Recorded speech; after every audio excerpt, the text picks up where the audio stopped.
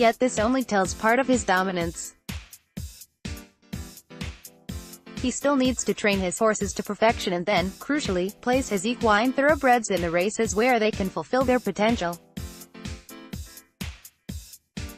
After landing a world record 28 Group 1 wins in 2017, the Ballydoyle genius produced another training performance of note when Rhododendron won the Shaqab Lockinge Stakes over 1 mile at Newbury. She might have been sired by the legendary Galileo, but it nevertheless took an inspired decision by O'Brien to drop the filly back and trip to a mile after she finished 4th to John Gosden's champion Cracksman at Longchamp.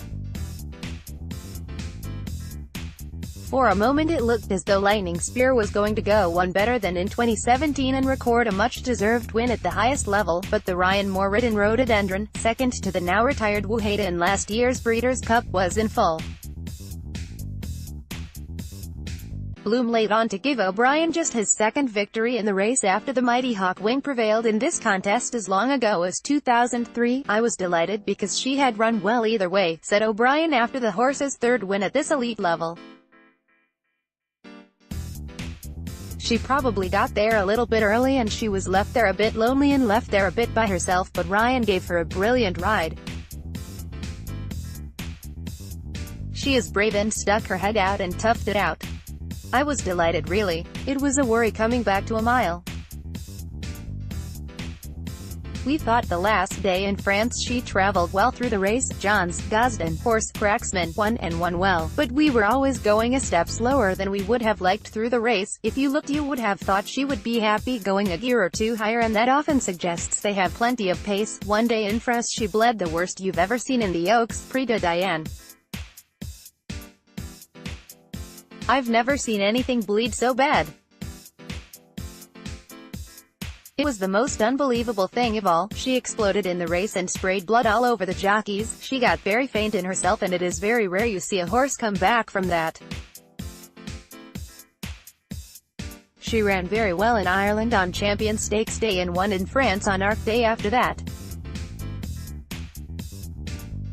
She is an incredible filly and has never done it before or since." As connections contemplate Royal Ascot options, Moore, who was celebrating his first Lockinge victory, had nothing but praise for O'Brien's role in getting the winner back to her best.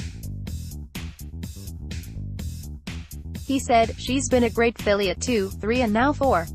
It's testament to everyone who puts in the hard work at home. She's been unfortunate not to have won more in her time. She's very adaptable with ground, distance and has got a great attitude. I thought she had a massive chance on Saturday. It's a great achievement by Aidan." As for the David Simcock-trained Lightning Spear, who produced a career-best performance under Sheen Murphy, he is eyeing Royal Ascot's Queen Anne Stakes, a race won by Richard Fatty's Ribchester last year, and a potential rematch with Rhododendron. Simcock said, "I haven't had the wine taken out of my sails like that for a while. I am just a little gutted, but very proud of the horse and it was a great ride.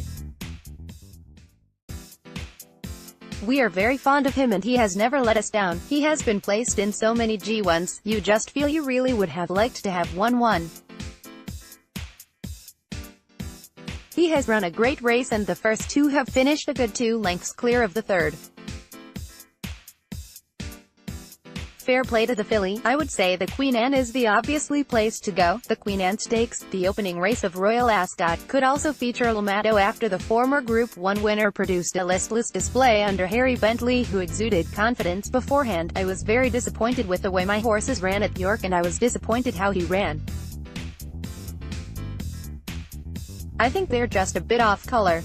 I would ignore it," said trainer Henry Candy, who has become accustomed to such reverses in recent weeks. "He's absolutely fine. He pulled a front shoe off in the race, but I wouldn't attach any importance to that. He's in good form. We just have to sit tight with the horses and it will be a different scene in 2 or 3 weeks. I expect we'll go to Ascot if he's back in top form, more likely for the Queen Anne.